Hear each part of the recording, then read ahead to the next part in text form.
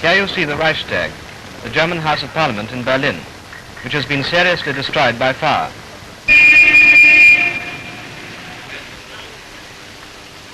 The main hall in which the deputies conducted their debates has suffered most from the conflagration, and after the general election which is about to take place, Parliament will have to find a temporary home elsewhere.